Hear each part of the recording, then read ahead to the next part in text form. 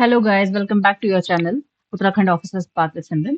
Today we are going to discuss General Studies 3 paper of Uttarakhand Our PCS Mains Exam जो कि 27 अप्रैल से 30 अप्रैल तक हुआ था 2026 में आपका। ठीक है, तो ये थर्ड पेपर है। पहले के दो पेपर मैं आप लोगों के साथ डिस्कस कर चुकी हूँ। ये जो जनरल स्टडीज 3 पेपर है वो technology, economic development, biodiversity, environment, security and disaster management इन टॉपिक्स पर रिलेटेड है। वही पैटर्न है, part 1, part 2, part 3, 4 marker, 8 marker and 10 marker, 50 words, 100 words and 150 words. ठीक है, फर्स्ट क्वेश्चन पे आते हैं। What is information technology and how does it impact our daily life? सूचना प्रौद्योगिकी क्या है और यह हमारे दैनिक जीवन को कैसे प्रभावित करता है? इसके बारे में आपको 50 शब्दों में लिखना था।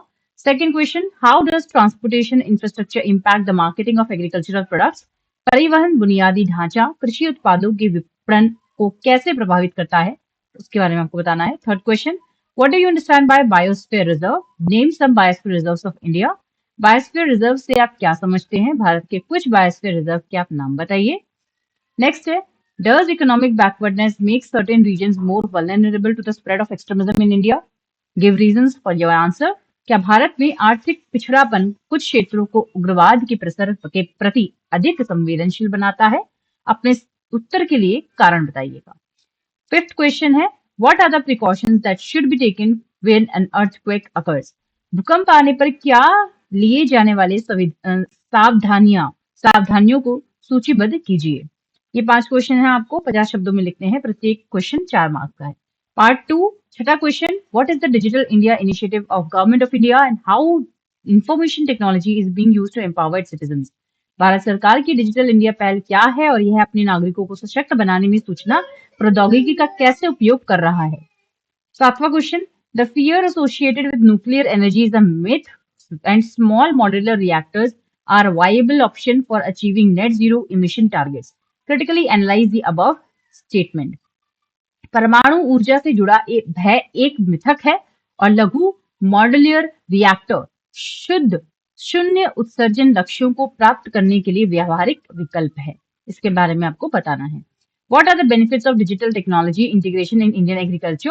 भारतीय कृषि में डिजिटल प्रौद्योगिकी एकीकरण के क्या लाभ हैं? ये 100 शब्दों में आपको बताना है।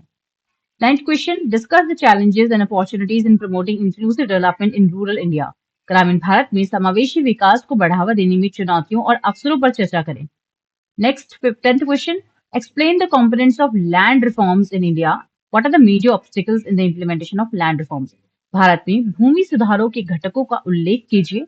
भूमि सुधारों को लागू करने में मुख्य बाधाएं क्या हैं? कृषि आपूर्ति श्रृंखला की संरचना को स्पष्ट कीजिए। भारत में कृषि आपूर्ति श्रृंखला की प्रमुख चुनौतियां क्या हैं? Explain the structure of agriculture supply chain. What are the major challenges of agriculture supply chain in India? What is photochemical smog? Explain its adverse effects. Photochemical smog क्या है? इसके दुष्प्रभावों की व्याख्या कीजिए। How does atmospheric carbon dioxide emission impact the crop productivity? वायुमंडल carbon dioxide उत्सर्जन फसल उत्पादकता को कैसे प्रभावित करता है? 14 क्वेश्चन है, भारत के सुरक्षा मुद्दों के विशेष संदर्भ में मीडिया पर विधिक प्रतिबंधों के प्रभावों का आलोचनात्मक प्रशिक्षण कीजिए। Critically examine impact of the legal restrictions on media sorry, with special reference to India's security issues. Next, क्या आप सहमत हैं कि अपराध और आतंकवाद के गठजोड़ से निपटने के लिए भारत को एक एकीकृत बॉर्डर मैनेजमेंट एजेंसी बनानी चाहिए? अपने उत्तर के लिए कारण बताइए। Do you agree that India should adopt a unified border management agency to counter crime terror nexus? Give reason for your answer. ये पार्ट 2 खत्म होता है हमारा। इसके बाद आता है पार्ट 3, जो हर एक क्वेश्चन 10 मार्क्स का 150 वर्ड में लिखना है आपको। 16 question, robotics can potentially transform definitely. Wait.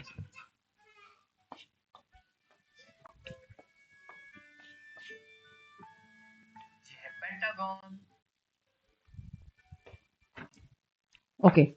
Robotics can potentially transform different sectors and industries in India. Discuss. Analyze the issues in Indian robotics ecosystem that require urgent attention. Robotics Bharat में विभिन्न क्षेत्रों एवं उद्योगों को प्रभावी रूप से रूपांतरित कर सकता है। विवेचना कीजिए। भारतीय रोबोटिक्स पारिस्थितिक तंत्र में उन मुद्दों का विश्लेषण कीजिए जिन पर तत्काल ध्यानाकर्षण की आवश्यकता है। 17th question, how does biotechnology offer significant advancement in the field of agriculture? Discuss in the context of Uttarakhand. जैव प्रौद्योगिकी कृषि के क्षेत्र में किस प्रकार महत्वपूर्ण प्रगति प्रदान करती है? उत्तराखंड के संदर्भ में विवेचना कीजिए। केंद्रीय बजट 2025-26 में घोषित विकास के 4 इंजनों को स्पष्ट कीजिए। इस संदर्भ में सम्मिलित किए गए प्रमुख कदमों की एक विशिष्ट रूपरेखा दीजिए। Elucidate 4 engines of development announced in the Union Budget 2025-26. Give a brief account of the main steps taken in this regard. ये 2025-26 के 4 इंजन की बात कर रहे हैं यूनियन बजट पे। इसमें क्या क्या थे इंजन? एग्रीकल्चर था, एमएसएमई था, एक्सपोर्ट था और एक और था, आप बताइएगा मुझे वो क्या था। ठीक है, next question number 19. Although the era of the 5-year plan has become to an end in India, but the system of planning is still relevant. Discuss the statement. यद्यपि भारत में पंचवर्षीय योजनाओं का युग समाप्त हो गया है, किंतु योजना प्रणाली अभी भी प्रासंगिक है। इस कथन की विवेचना कीजिए। भारत की अवसंरचना संबंधी बाधाओं को दूर करने में पीएम गति शक्ति राष्ट्रीय मास्टर प्लान की भूमिका का आलोचनात्मक विश्लेषण कीजिए। Critically examine the role of the PM Gati Shakti national master plan in overcoming infrastructure bottlenecks in India. परमाणु ऊर्जा मिशन को भारत में के ऊर्जा परिदृश्य में एक रूपांतरकारी परिवर्तन के रूप में क्यों देखा जा रहा है? व्याख्या कीजिए। Why the nuclear energy mission is being seen as a transformative shift in India's energy landscape? Explain. नगर पालिका ठोस अपशिष्ट से क्या आप समझते हैं या आप क्या समझते हैं? ठोस अपशिष्ट प्रबंधन में शामिल विभिन्न विधियों की व्याख्या करें। What do you understand by the municipality solid waste? Explain the various methods involved in solid waste management. Next है, Analyze the international initiatives for mitigating the global climate change. वैश्विक जलवायु परिवर्तन को शमन करने हेतु अंतर्राष्ट्रीय पहलों का विश्लेषण कीजिए।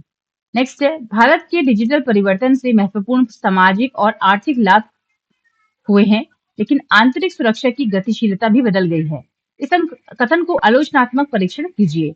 India's digital transformation has brought important social and economic advantages, but it has also changed the dynamics of internal security. Critically examine this statement. आपदा प्रबंधन के विशिष्ट लक्षणों को बताते हुए सामान्य प्रबंधन हेतु आपदा प्रबंधन रणनीतियों का वर्णन कीजिए। Discuss the special features of disaster management and suggest disaster management strategies for general management. या आपको डिस्कस करना था 150 वर्ड में। ठीक है, ये हमने डिस्कस कर लिए 25 क्वेश्चन पूरे के पूरे पेपर 3 के जीएस 3 पेपर के, जिसमें technology, economic development, disaster management, biodiversity, environment and security के क्वेश्चन शामिल थे।